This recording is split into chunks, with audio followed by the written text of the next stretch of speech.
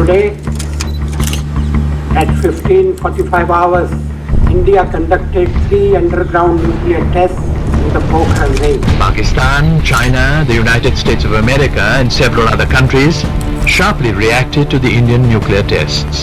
लेकिन भारत ने इन सभी आलोचनाओं को किनारे करते हुए 13 मई को फिर से पोखरण में 2 और परमाणु परीक्षण किए। A widespread atomic power industry in the world will necessitate an international society in which the major states have agreed to maintain peace. सत्ता का खेल तो चलेगा, सरकारें आएंगी जाएंगी, पार्टियां बनेगी बिगड़ेंगी, मगर ये देश रहना चाहिए, इस देश का लोकतंत्र अमर रहना चाहिए। काल के कपार पर लिखता मिटाता हूँ, गीत नया गाता हूँ, गीत नया गाता हूँ। ये पंक्ति है अटल बिहारी वाजपेयी जी का, जिनके बारे में आज इस वीडियो के अंदर मैं बात करने वाला हूँ। टूटे हुए सपने की सुने कौन सिसकी, अंतर को चीर व्यथा पलकों पर ठिठकी, हार नहीं मानूंगा रार नहीं ठानूंगा, काल के कपाल पर लिखता मिटाता हूँ, गीत नया गाता हूँ, गीत नया गाता हूँ। भाइयों बहनों, मैं इस ग्रेट लीडर सीरीज के अंदर में उन नेताओं की बात कतई नहीं करने वाले हैं जिनको सत्ता थाली में परोस के मिली है। हम यहाँ उन नेताओं की बात करेंगे जिन्होंने मेहनत और हौसले के दम पर सत्ता को प्राप्त किया है। और ऐसे ही सत्ताधारी राजनीति, विश्वधारी राजनीति और व्यापारिक गतिविधियों के उत्थान को समझने के लिए चैनल को सब्सक्राइब जरूर कर दीजिएगा, क्योंकि चैनल सब्सक्राइब करने में 0.1 सेकंड लगता है, जो कि आपके लिए फ्री है, बट ये हमारे लिए बहुत ज्यादा जरूरी है।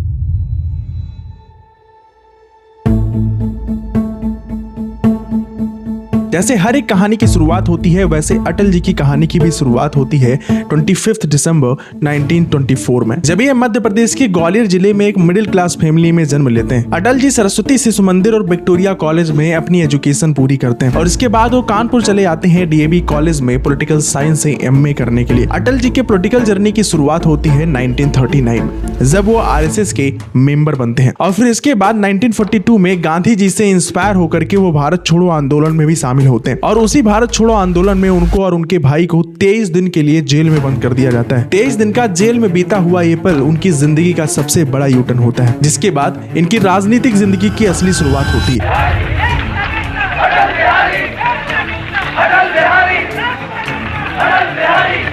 अटल जी 1951 में आरएसएस द्वारा नवगठित पार्टी जनसंघ में शामिल होते हैं और फिर 1957 में उत्तर प्रदेश के बलरामपुर सीट से अटल जी को लोकसभा का सांसद चुना जाता है। अटल जी जनसंघ को मजबूत बनाने के लिए बहुत बड़ी भूमिका निभाई है। दीनदयाल उपाध्याय की मृत्यु के बाद वो जनसंघ के राष्ट्रीय अध्यक्ष भी बनते हैं। 1977 में जनसंघ का जनता पार्टी में विलय होता है। जनता पार्टी की जीत के बाद मोरारजी देसाई की सरकार में अटल जी को विदेश मंत्री बनाया जाता है। विदेश मंत्री होने के नाते जब ये एक बार विदेश के दौरे पर थे तो यूनाइटेड नेशन में हिंदी में स्पीच देकर के लोगों को अचंभित कर दिया।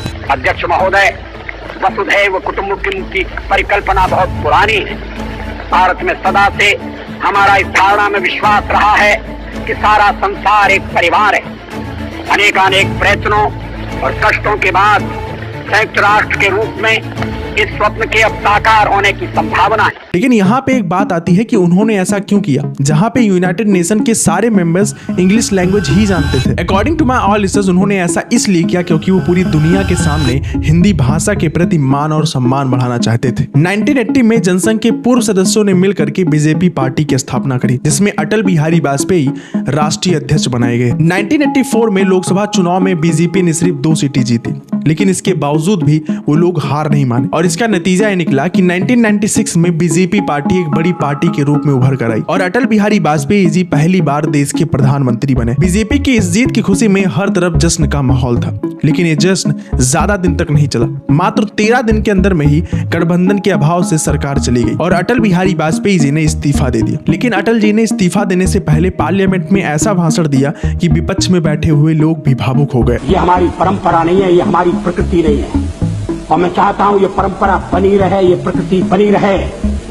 सत्ता का खेल तो चलेगा, सरकारें आएंगी जाएंगी, पार्टियां बनेगी बिगड़ेंगी, मगर ये देश रहना चाहिए, इस देश का लोकतंत्र अमर रहना चाहिए। फिर इसके बाद 1998 में अटल जी दोबारा प्रधानमंत्री बने। नेहरू जी ने कहा था कि अटल एक दिन तुम देश का प्रधानमंत्री बनेगा, आपने कहा। नेहरू जी तो एक बार बोले, आप हो गए 2 बार।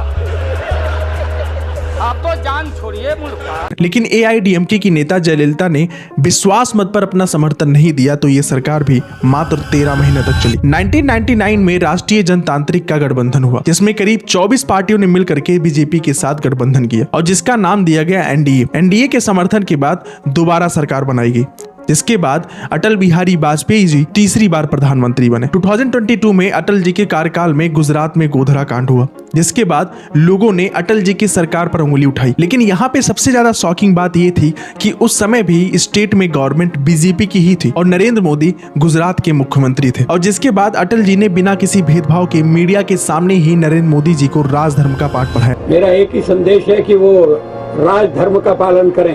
ये शब्द काफी सार्थक है, मैं उसी का पालन कर रहा हूँ, पालन करने का प्रयास कर रहा हूँ। राजा के लिए, शासक के लिए प्रजा प्रजा में भेद नहीं हो सकता, न जन्म के आधार पर, न जाति के आधार पर, न संप्रदाय के आधार पर।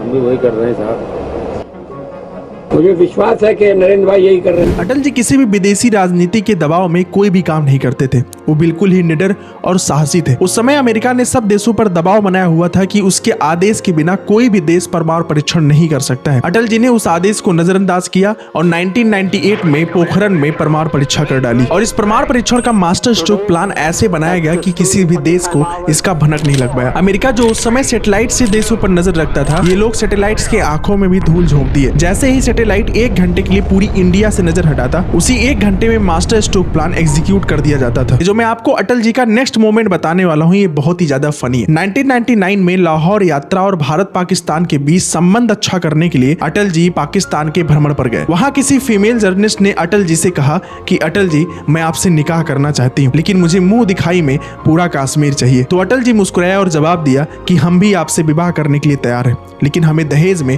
पूरा पाकिस्तान चाहिए। इस भारत पाकिस्तान समझौते के कुछ ही महीने हुए थे, लेकिन फिर पाकिस्तान अपनी हरकतों से बाज नहीं आता है। पाकिस्तान कारगिल के क्षेत्र को अधिग्रहण कर लेता है और जिसके जवाब में अटल बिहारी वाजपेयी जी ने कारगिल युद्ध का ऐलान कर दिया। वो कारगिल युद्ध ऐसा हुआ कि अपने देश के 527 जवानों को शहीद होना पड़ा, लेकिन इसका नतीजा ये निकला कि पाकिस्तान को कारगिल छोड़ के जाना पड़ा। एक और स्टोरी जो कि बहुत ही ज्यादा इंटरेस्टिंग है, इससे ये साबित होता है कि जब भी देश के मान और सम्मान की बात आती थी तो उस समय सारी पार्टियां एक साथ खड़ी हो जाती थी। हुआ कुछ ऐसे कि पाकिस्तान की पीएम जमीर भुट्टो यूएन में जा करके भारत के प्रति कड़ी निंदा कर रही थी और उस समय भारत के प्रधानमंत्री थे कांग्रेस के पीवी नरसिम्हा राव जी, जो कि भाषण देने में और बोलचाल में बहुत ही ज्यादा कमजोर थे। तो उस समय पीवी नरसिम्हा राव जी पार्टी में ढूंढ रहे थे कि यूएन में किसको भेजूं जो पाकिस्तान को जवाब दे सके, लेकिन उनकी नजर अटल जी पे पड़ती है।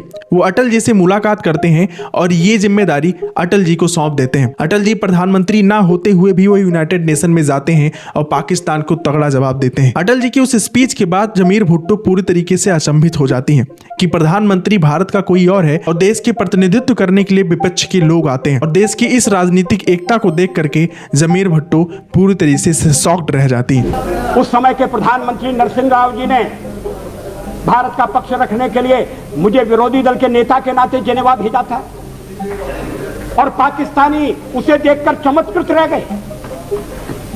उन्होंने कहा कि ये कहां से आए, क्योंकि उनके यहां विरोधी दल का नेता ऐसे राष्ट्रीय कार्य में भी सहयोग देने के लिए तैयार नहीं होता।